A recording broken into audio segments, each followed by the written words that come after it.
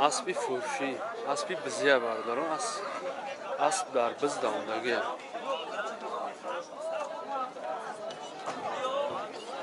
خب سال قدی بردارد نه سال بده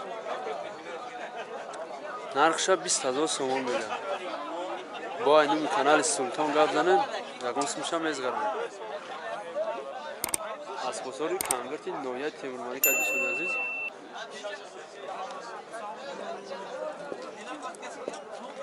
خب کانال نوی پس کنید تا که هم خیلی ویدیو را بیسون میبینید تماشا کنید اسبای فروشی را ببینید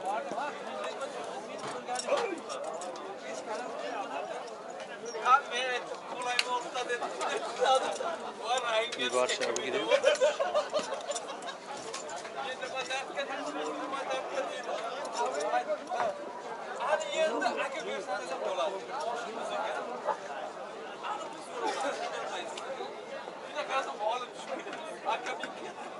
این پوش رو بگیریم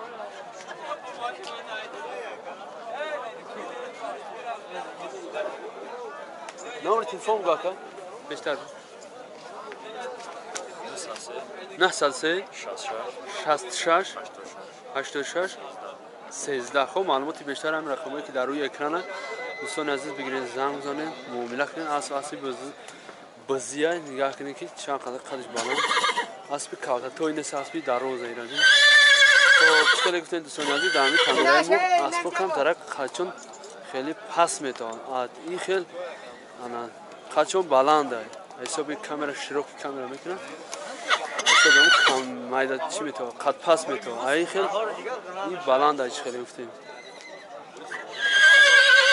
از قچه توش نگفتن هم میتونیم همین رقم رو زنگ بزنین خونه دکی هسته خب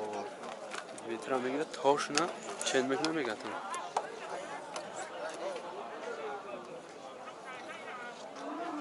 یا برد ای پیش کامera کنیم